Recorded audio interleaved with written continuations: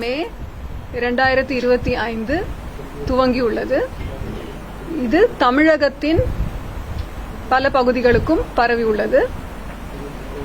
இந்த தென்மேற்கு பருவமழை வழக்கமாக 1 ஜூன் துவங்கும். இது 16 ஆண்டுகளில் இந்த முறை 24 மே அன்று வந்திருக்கு. இதுக்கு முன்னாடி 23 மே 2009 வழக்கத்திற்கு முன்னதாகவே துவங்கி இருக்கிறது. இது தென்மேற்கு பருவமழை குறித்தான அப்டேட். தெற்கு கொங்கன் கடலோர பகுதிகளிலே இருந்த அந்த மத்திய கிழக்கு அரபிக்கடல் பகுதிகளில் உருவாகிய ஆழ்ந்த காற்றழுத்த தாழ்வு பகுதி இன்று காலை 8:30 மணி அளவில் மத்திய கிழக்கு அரபிக்கடல் மற்றும் அதனை ஒட்டிய தெற்கு கொங்கன் கடலோர பகுதிகளில் காற்றழுத்த தாழ்வு மண்டலமாக வலுப்பெற்று அது ரத்னகிரிக்கு வடக்கு வடமேற்கே 30 கிலோமீட்டர் தொலைவில் நிலவுகிறது. இது மெதுவாக கிழக்கு திசையில் நகர்ந்து இன்று நண்பகல் ரத்னகிரி மற்றும் தாப்போலிக்கு இடையே காற்றழுத்த தாழ்வு மண்டலமாகவே கரையை கடக்க வாய்ப்பிருக்கிறது. இது அரபிக்கடல் பத்தி. வங்கக்கடல் பகுதின்னு பாத்தீங்கன்னா மத்திய மேற்கு மற்றும் அதனை ஒட்டிய வடக்கு வங்கக்கடல் பகுதிகளில் ஒரு காற்றழுத்த தாழ்வு பகுதி வருகின்ற 27ஆம் தேதி உருவாகும் வாய்ப்பு இருக்கிறது. இந்த தென்மேற்கு பருவமழையோட துவங்கும் காலகட்டத்திலேயும் அரபிக்கடல்லையும் ஒரு காற்றழுத்த தாழ்வு மண்டலம் இருக்கிறதுனாலையும் வழக்கமா நம்ம எப்பவுமே அந்த துறைமுகங்களில் எச்சரிக்கை கூண்டு அறிவுறுத்துவோம். அதன்படி தமிழகத்தில் தூத்துக்குடி மற்றும் பாம்பனில் 3ஆம் எண் எச்சரிக்கை கூண்டு ஏற்றுவதற்காக அறிவுறுத்தப்பட்டிருக்கிறது. தமிழகம், புதுவை மற்றும் காரைக்கால் பகுதிகளில் மற்ற துறைமுகங்களில் 1ஆம் எண் எச்சரிக்கை கூண்டு ஏற்றுவதற்கு அறிவுறுத்தப்பட்டிருக்கிறது. இப்ப கடந்த 24 மணி நேரத்திலே மழை எவ்வளவு பெஞ்சிருக்கு அப்படின்னு பாத்தீங்கன்னா 7 இடங்களில் கனமழை பெய்திருக்கிறது.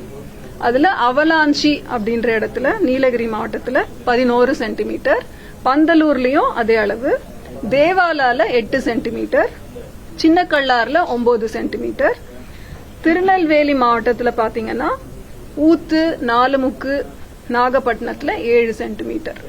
சென்னையை பொறுத்த வரைக்கும் நுங்கம்பாக்கம் முதல்ல பாத்தீங்கன்னா 6.9 மில்லிமீட்டர் குறைச்சல் தான்.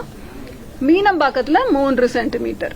ஆனா மற்ற ரெயின் கேஜஸ் பாத்தீங்கன்னா சென்னையில மடிப்பாக்கம் மற்றும் மேடவாக்கத்துல 5 சென்டிமீட்டர் மழை அளவு பதிவாயிருக்கிறது. இதையும் நீங்க யூசுவலா கேட்பீங்க. தமிழகத்திலே மார்ச், ஏப்ரல், மே இன்றைய காலகட்டம் வரைக்கும் பெய்த மழை அளவுன்னு பாத்தீங்கன்னா இயல்பு 11 சென்டிமீட்டர், பதிவான மழை அளவு 21 சென்டிமீட்டர். இது இயல்பிலிருந்து 92% அதிகம். சென்னையை பொறுத்த வரைக்கும் கூட அதே மாதிரி பாத்தீங்கன்னா சென்னையோட இயல்பு நிலை 44 சென்டிமீட்டர். ஆக்சுவலா பெய்த மழை அளவு 92 சென்டிமீட்டர்ஸ். டிபார்ச்சர் 110. சாரி, ஒரு நிமிஷம். Normal 44 mm, actual 92 mm. So departure 110%.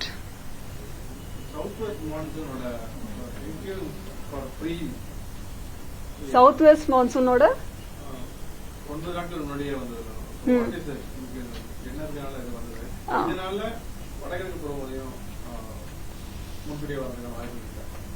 இப்ப தென்மேற்கு பருவமழைன்னு பாத்தீங்கன்னா நம்ம அனௌன்ஸ் பண்றது சில கிரைட்டீரியா இருக்கு. கேரளாவிலே ஒரு 14 ஸ்டேஷன்ஸ்ல மழை பெய்யறத வச்சும் ஒரு பெர்சன்டேஜ் நம்ம கணிக்கிறோம். அதே மாதிரி வளிமண்டல மேலடுக்குகளில் நிலவும் காற்றின் வேகம் மற்றும் திசை எந்த அளவுக்கு ஸ்ட்ராங்கா இருக்கு அப்படின்றத பொறுத்தும் நம்ம சொல்றோம். அதே மாதிரி கடல் பகுதிகளில் அந்த ஓஎல்ஆர்னு சொல்ற அவுட் கோயிங் லாங் வேவ் ரேடியேஷனோட வேல்யூஸ், அது மழை தரக்கூடிய மேகங்களா அப்படின்றத தெரிஞ்சுக்கிற ஒரு பாராமீட்டர் அது.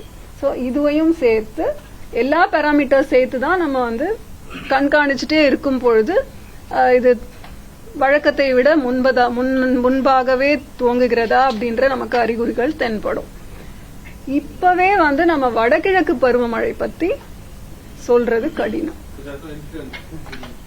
இட் மே ஹேவ், பட் இப்பவே அதை பத்தி சொல்றது கடினம். மழைப்பொழிவு அதிகமா இருக்கு. நம்ம முன்கூட்டியே தொடங்கியிருக்கு. இந்த வருஷம் தென்மேற்கு பருவமழை இயல்பை விட அதிகமா இருக்குமா, அது கணக்கிடப்படும். நம்ம இந்திய வானிலை ஆய்வுத்துறை தரும் அப்டேட்ஸ் பாத்தீங்கன்னா பிரஸ் ரிலீஸ்ல நம்ம இயல்பு நிலை ஒட்டி இருக்கும்னு தானே சொல்லியிருக்கோம். இப்ப திரும்பவும் மேல ஒரு அப்டேட் தருவோம். அப்ப அதிகாரப்பூர்வமான அறிக்கை வெளியிடப்படும். கேரளாவில் நாளையில இருந்து 3 நாள் வந்து கனமழை இருக்கும் அப்படின்னு சொல்லிட்டு. ஆமா. அதனால தமிழ்நாட்டுல பார்டர் ஒட்டி இம்பாக்ட் ஏதாவது இருக்குமா? அதனாலதான் நம்ம வந்து இந்த வார்னிங்ஸ் மேப் அதுக்கு நம்ம போகணும். இன்று வந்து கோயம்புத்தூர், திருநெல்வேலி மாவட்டங்களின் மலைப்பகுதிகள், நீலகிரி மற்றும் தென்காசி மாவட்டங்களின் ஓரிரு இடங்களில் கன முதல் மிக கனமழையும், திருப்பூர், திண்டுக்கல், தேனி மற்றும் கன்னியாகுமரி மாவட்டங்களில் ஓரிரு இடங்களிலும் கனமழை பெய்ய வாய்ப்புள்ளது. This is for today. நாளை 25 மற்றும் 26 மேக்கு வந்து நீலகிரி மற்றும் கோயம்புத்தூர் பகுதிகளுக்கு ரெட் அலர்ட் விடுக்கப்பட்டுள்ளது. அதாவது கோயம்புத்தூர் மாவட்டத்தின் மலைப்பகுதிகள் மற்றும் நீலகிரி மாவட்டத்தின் ஓரிரு இடங்களில் கன முதல் அதி கனமழை பெய்யும் வாய்ப்பு. திருநெல்வேலி மாவட்டத்தின் மலைப்பகுதிகள், தேனி, தென்காசி மற்றும் கன்னியாகுமரி மாவட்டங்களில் ஓரிரு இடங்களில் கன முதல் மிக கனமழையும், திருப்பூர் மற்றும் திண்டுக்கல் மாவட்டங்களில் ஓரிரு இடங்களில் கனமழையும் பெய்ய வாய்ப்புள்ளது. ஒரு நிமிஷம், எல்லாமே முடிச்சிடுறேன். கனமழை எச்சரிக்கை 26ஆம் தேதி முன்பே குறிப்பிட்ட மாதிரி நீலகிரி மற்றும் கோயம்புத்தூர் மலைப்பகுதிகளுக்கு ரெட் அலர்ட். மற்ற மாவட்டங்கள் திருநெல்வேலி மாவட்டத்தின் மலைப்பகுதிகள், தேனி, தென்காசி மற்றும் கன்னியாகுமரி மாவட்டங்களில் ஓரிரு இடங்களில் கன முதல் மிக கனமழை, திருப்பூர் மற்றும் திண்டுக்கலுக்கு ஓரிரு இடங்களில் கனமழை. 27ஆம் தேதி ஆரஞ்ச் அலர்ட் ஃபார் கோயம்புத்தூர் மாவட்டத்தின் மலைப்பகுதிகள் மற்றும் நீலகிரி மாவட்டத்தின் ஓரிரு இடங்கள். 28ஆம் தேதி மஞ்சள் watch alert, that is Coimbatore மாவட்டத்தின் மலைப்பகுதிகள், நீலகிரி, திருப்பூர், தேனி மற்றும் திண்டுக்கல் மாவட்டங்கள். இது கனமழை குறித்த எச்சரிக்கை. அடுத்து என்ன கேட்டீங்க? மீனவர்களுக்கான எச்சரிக்கை. தமிழக கடலோர பகுதிகளில் 24ல இருந்து 28 வரைக்கும் தென் தமிழக கடலோர பகுதிகள், மன்னார் வளைகுடா மற்றும் குமரிக்கடல் பகுதிகளில் சூறாவளி காற்று மணிக்கு 35 இருந்து 55 கிலோமீட்டர் வேகத்தில் வீசக்கூடும். இது தமிழக கடலோர பகுதி. வங்கக்கடல் பகுதின்னு பாத்தீங்கன்னா ஆந்திர கடலோர பகுதிகள் மற்றும் அதனை ஒட்டிய மத்திய வங்கக்கடல் பகுதி, அந்தமான் கடல் பகுதிகள், இங்கேயும் அதே மாதிரி சூறாவளி காற்று வீசக்கூடும்.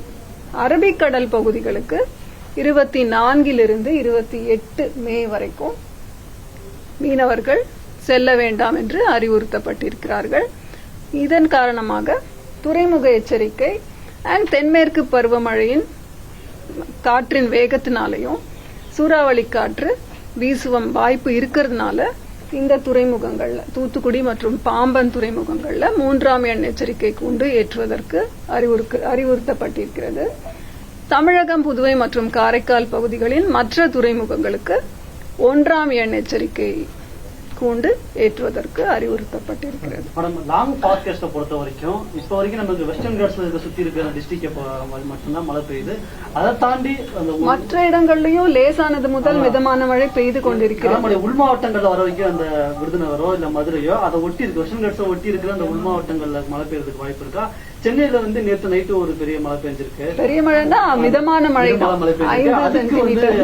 அதுக்கு என்ன மாதிரி காரணம்? இது சென்னையில எப்படி இருக்கும்? அடுத்த அடுத்த 2-3 நாளுக்கு பார்த்து சென்னையை பொறுத்த வரைக்கும் நம்ம அறிவிப்பு 2 நாட்களுக்கு தரோம். வானம் ஓரளவு மேகமூட்டத்துடன் காணப்படும். நகரின் ஒரு சில பகுதிகளில் இடி மின்னலுடன் கூடிய லேசானது முதல் மிதமான மழைக்கான வாய்ப்புள்ளது. வெப்பநிலை 36, அதிகபட்ச வெப்பநிலை 36 to 37 டிகிரி செல்சியஸ், குறைந்தபட்ச வெப்பநிலை 26 டிகிரி செல்சியஸை ஒட்டி இருக்கும். இன்று நாளைக்கும் ரொம்ப பெருசா மாற்றம் இல்ல. வானம் அதே மாதிரி மேகமூட்டத்துடன் ஒரு சில பகுதிகளில் இடி மின்னலுடன் கூடிய லேசானது முதல் மிதமான மழை பெய்ய வாய்ப்புள்ளது. அதிகபட்ச வெப்பநிலை 35 டிகிரி செல்சியஸை ஒட்டியும் குறைந்தபட்ச வெப்பநிலை 26 டிகிரி செல்சியஸை ஒட்டியும் இருக்கக்கூடும். தென்மேற்கு பருவமழை இன்னும் ஒரு சில இடங்கள்ல தொடங்காம இருக்கு. அந்த இடங்கள்ல எப்போது தொடங்கும்? அதாவது இந்த மேப் பாத்தீங்கன்னா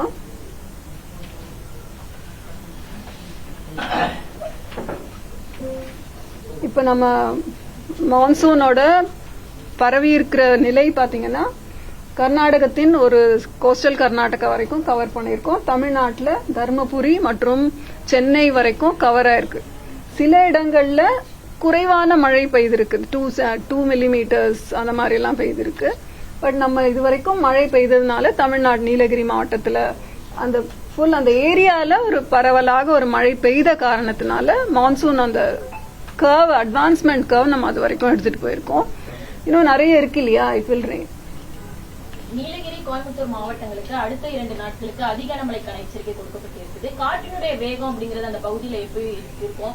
குறிப்பா வந்துட்டு அதிக கனமழை அப்படிங்கும்போது வந்துட்டு இதுக்கு முன்பும் வந்துட்டு அதிக கனமழை அந்த பகுதியில வந்துட்டு இருந்திருக்குமா? கடந்த ஆண்டுகளை ஒப்பிடும்போது இருந்திருக்கும். இப்ப கையில என்கிட்ட இப்ப அந்த தரவுகள் இல்லை.